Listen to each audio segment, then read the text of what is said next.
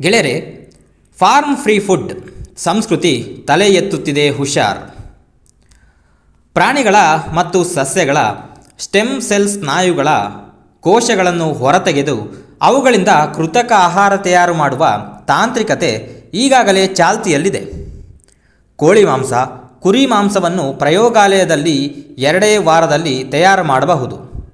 ಅದರಲ್ಲಿರುವ ಕೊಬ್ಬಿನ ಅಂಶವನ್ನು ಸಂತುಲಿತಗೊಳಿಸಿ ಮನುಷ್ಯನ ದೇಹಾರೋಗ್ಯಕ್ಕೆ ಎಷ್ಟು ಬೇಕೋ ಅಷ್ಟನ್ನು ಮಾತ್ರ ನಿಯಂತ್ರಿಸಿ ತಯಾರು ಮಾಡಬಹುದಾದ ತಾಂತ್ರಿಕತೆಯು ಈಗಾಗಲೇ ಬಂದಿದೆ.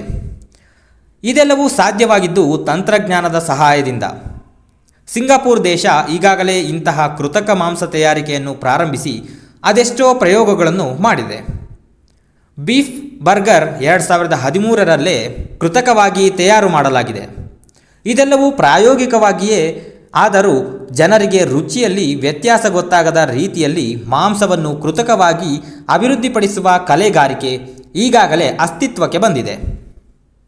ಮಾನವನ ಅಭಿವೃದ್ಧಿಗಾಗಿ ಬಳಕೆಯಾಗಬೇಕಾಗಿದ್ದ ವಿಜ್ಞಾನ ಮತ್ತು ಸಂಶೋಧನೆಗಳು ಇಂದು ವಿಶ್ವದ ಕಾರ್ಪೊರೇಟ್ ಕಂಪನಿಗಳ ಸಂಪತ್ತಿನ ದಾಹಕ್ಕೆ ಬಳಕೆಯಾಗುತ್ತಿವೆ. ಭೂಮಿಯ ಮೇಲೆ ನಿಯಂತ್ರಣ ಸಾಧಿಸಿ ನೀರು, ಕಾಡು, ಗಣಿ ಸಂಪತ್ತು ಮತ್ತು ಇತರ ನೈಸರ್ಗಿಕ ಸಂಪತ್ತುಗಳನ್ನು ಬಳಸಿಕೊಂಡು ತಮ್ಮ ಸಂಪತ್ತನ್ನು ವೃದ್ಧಿಸಿಕೊಂಡಿರುವ ಕಂಪನಿಗಳು ಈಗ ವಿಶ್ವದ ಜನತೆಯ ಆಹಾರದ ಮೇಲೆ ನಿಯಂತ್ರಣ ಸಾಧಿಸಲು ಮುಂದಾಗಿವೆ. ಭೂಮಿ, ಕಾಡು, ಗಣಿ ಸಂಪತ್ತು ಜನತೆಯ ಹಕ್ಕಾಗಿದ್ದು ಅದನ್ನು ಬಳಸಿಕೊಂಡು ಜನರನ್ನು ದರಿದ್ರಾವಸ್ಥೆಗೆ ತಳ್ಳುವುದನ್ನು ವಿರೋಧಿಸಿ ವಿಶ್ವದೆಲ್ಲೆಡೆ ಪ್ರತಿಭಟನೆಗಳು ಪ್ರಾರಂಭವಾಗಿದ್ದು, ಚಿಲಿ ದೇಶದಲ್ಲಿ ಜನ ಅದರಲ್ಲಿ ಯಶಸ್ಸನ್ನು ಕೂಡ ಕಂಡಿದ್ದಾರೆ. ದುರಾಲೋಚನೆಯನ್ನು ಹೊಂದಿರುವ ಕಂಪನಿಗಳು ಒಂದೆಡೆ ಪರಿಸರವನ್ನು ನಾಶ ಮಾಡುತ್ತಿವೆ. ಅದರಿಂದಾಗಿ ಹೆಚ್ಚುತ್ತಿರುವ ಭೂತಾಪಮಾನ ಕೃಷಿ ಉತ್ಪಾದನೆಯ ಮೇಲೆ ಗಂಭೀರವಾದ ಪರಿಣಾಮಗಳನ್ನು ಬೀರಲಿದೆ. ಇಂತಹ ಪರಿಸ್ಥಿತಿಯನ್ನು ಬಳಸಿಕೊಂಡು ಕಂಪನಿಗಳು ಕೃತಕ ಆಹಾರ ಉತ್ಪಾದನೆಯ ಸಂಶೋಧನೆಯಲ್ಲಿ ತೊಡಗಿಸಿಕೊಂಡಿವೆ. ಮುಂದೊಂದು ದಿನ ಜನತೆ ಕಂಪನಿಗಳ ಆಹಾರದ ಮೇಲೆ ಅವಲಂಬಿತವಾಗಬೇಕಾಗುತ್ತದೆ ಎಂಬುದು ಅವರ ಮಹದಾಸೆಯಾಗಿದೆ. ಇದಕ್ಕೆ ಕೆಲವು ಬುದ್ಧಿಜೀವಿಗಳು ಪ್ರತಿಕ್ರಿಯಿಸುತ್ತಾ, ನಾವು ತಿಂದರೆ ತಾನೇ ಅವರ ಉತ್ಪಾದನೆಗೆ ಮಾರುಕಟ್ಟೆ ಸಿಗುವುದು ಎಂದು ಹೇಳುತ್ತಿದ್ದಾರೆ. ವಿಜ್ಞಾನಿಗಳಿಗೆ ಹೆಚ್ಚಿನ ಹಣ ನೀಡಿ ತಮಗೆ ಬೇಕಾಗಿರುವುದನ್ನು ಸಂಶೋಧನೆ ಮಾಡಿಕೊಳ್ಳುವಲ್ಲಿ ಈಗಾಗಲೇ ಯಶಸ್ವಿಯಾಗಿರುವ ಕಂಪನಿಗಳು ಮಾಧ್ಯಮಗಳಿಗೆ ಹಣ ಕೊಟ್ಟು ತಮಗೆ ಬೇಕಾದುದನ್ನೇ ಪ್ರಚಾರ ಮಾಡುತ್ತಿರುವುದನ್ನು ನಾವು ಈಗಾಗಲೇ ಕಾಣುತ್ತಿದ್ದೇವೆ ಕೂಡ. ಮುಂದಿನ ದಿನಗಳಲ್ಲಿ ಮಾಧ್ಯಮಗಳ ಸಂಪೂರ್ಣ ಮಾಲೀಕತ್ವವನ್ನು ಕೂಡ ಕಂಪನಿಗಳು ಹೊಂದಲಿವೆ. ಈಗಾಗಲೇ ಹಲವು ಮಾಧ್ಯಮ ಕಂಪನಿಗಳನ್ನು ಖರೀದಿಸಿಯಾಗಿದೆ. ರಾಜಕೀಯ ಪಕ್ಷಗಳಿಗೆ ಚುನಾವಣಾ ನಿಧಿ ಕೊಟ್ಟು ತಮಗೆ ಬೇಕಾದ ಧೋರಣೆಗಳನ್ನು ರೂಪಿಸಿಕೊಳ್ಳುತ್ತವೆ ಎಂಬುದು ಕೂಡ ಈಗಾಗಲೇ ಸಾಬೀತಾಗಿದೆ. ರಾಸಾಯನ ಮುಕ್ತ ಸ್ವಾವಲಂಬಿ ಕೃಷಿಯನ್ನು ಧ್ವಂಸ ಮಾಡಿ ಭಾರತೀಯ ಸ್ವಾವಲಂಬಿ ಕೃಷಿಯನ್ನು ರಾಸಾಯನಿಕದಿಂದ ಕೂಡಿದ ಆಧುನಿಕ ಕೃಷಿಯನ್ನಾಗಿ ಪರಿವರ್ತಿಸಿ ಪರಾವಲಂಬಿ ಕೃಷಿಯನ್ನಾಗಿ ಮಾಡಿದ್ದ ಭಾರತೀಯ ಕಾರ್ಪೊರೇಟ್ ಕಂಪನಿಗಳು ಏನು ಬೇಕಾದರೂ ಮಾಡಬಲ್ಲವು ಎಂಬುದಕ್ಕೆ ಇದು ಒಂದು ಜೀವಂತ ಉದಾಹರಣೆಯಾಗಿದೆ. ಇನ್ನು ವಿಶ್ವದ ಕಾರ್ಪೊರೇಟ್ ಕಂಪನಿಗಳ ದುಷ್ಟಕೂಟ ಸೇರಿಕೊಂಡು ವಿಶ್ವವನ್ನು ಆಹಾರ ಗುಲಾಮಗಿರಿಗೆ ಕೊಂಡೊಯ್ಯುವ ಶಕ್ತಿ ಹೊಂದಿದ್ದಾರೆಂಬುದರಲ್ಲಿ ಯಾವ ಅನುಮಾನವೂ ಇಲ್ಲವಾಗಿದೆ. ಇದನ್ನು ತಡೆಯುವ ಶಕ್ತಿ ಜನರ ಜಾಗೃತಿ ಹಾಗೂ ಸಂಘಟಿತ ಪ್ರಯತ್ನದಿಂದ ಮಾತ್ರ ಸಾಧ್ಯವಾಗುತ್ತದೆ.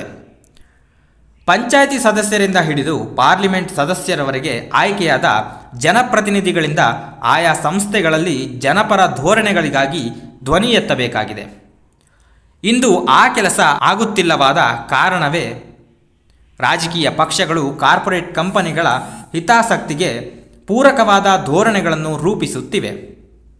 ಆ ಮುಖಾಂತರ ಪ್ರಜಾಪ್ರಭುತ್ವದ ಆಶಯಗಳಿಗೆ ಧಕ್ಕೆಯಾಗುತ್ತಿದೆ. ಜನತೆಯ ಸಾಂವಿಧಾನಿಕ ಹಕ್ಕುಗಳಿಗೆ ಚ್ಯುತಿ ಬರುತ್ತಿದೆ. ಇದನ್ನು ತಪ್ಪಿಸಲು ನಮ್ಮ ಜನಪ್ರತಿನಿಧಿಗಳು ನಮ್ಮ ಮತ ಪಡೆದು ಆಯ್ಕೆಯಾಗಿ ನಮ್ಮ ತೆರಿಗೆ ಹಣವನ್ನು ಸಂಗ್ರಹಿಸಿ ನಮಗಾಗಿಯೇ, ನಮ್ಮ ಅಗತ್ಯತೆಗಳಿಗಾಗಿಯೇ ಧೋರಣೆಗಳನ್ನು ರೂಪಿಸುವಂತಹ ಬೇಡಿಕೆಗಳನ್ನು ಪಕ್ಷಾತೀತವಾಗಿ ಮಂಡನೆ ಮಾಡಬೇಕಿದೆ.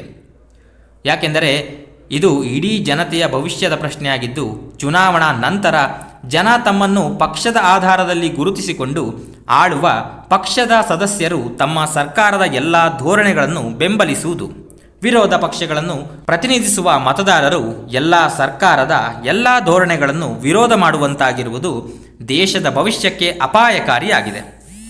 ಪಕ್ಷಾತೀತವಾಗಿ ಜನತೆ ಗ್ರಾಮಗಳಲ್ಲಿ ಗ್ರಾಮ ಸಭೆಗಳ ಮುಖಾಂತರ, ಜನರಲ್ಲಿ ನಗರಗಳಲ್ಲಿ ವಾರ್ಡು ಸಭೆಗಳ ಮುಖಾಂತರ ಪ್ರತಿಯೊಂದು ಕೇಳುವ ಸಾಂವಿಧಾನಿಕ ಹಕ್ಕನ್ನು ಹೊಂದಿದ್ದು, ಅದರ ಬಳಕೆಗೆ ಮುಂದಾಗಬೇಕಾದ ಅನಿವಾರ್ಯತೆ ಉಂಟಾಗಿದ್ದು, ಅದಕ್ಕೆ ಕಾರ್ಯೋನ್ಮುಖರಾಗಬೇಕೆಂದು ಗ್ರಾಮ ಸ್ವರಾಜ್ಯ ಮೀಡಿಯಾದ ಒತ್ತಾಸೆಯಾಗಿದೆ. ಇಲ್ಲವೇ ಆಹಾರ ಗುಲಾಮಗಿರಿಗೆ ಶರಣಾಗಬೇಕಾಗುತ್ತದೆ. ಈ ವಿಡಿಯೋ ತಮಗೆ ಇಷ್ಟವಾದಲ್ಲಿ ಲೈಕ್ ಮಾಡಿ, ಶೇರ್ ಮಾಡಿ ಮತ್ತು ತಮ್ಮ ಅಭಿಪ್ರಾಯಗಳನ್ನು ಕಮೆಂಟ್ಗಳ ಮೂಲಕ ನಮಗೆ ತಿಳಿಸಿ. ಧನ್ಯವಾದಗಳೊಂದಿಗೆ ಗ್ರಾಮ ಸ್ವರಾಜ್ ಮೀಡಿಯಾ.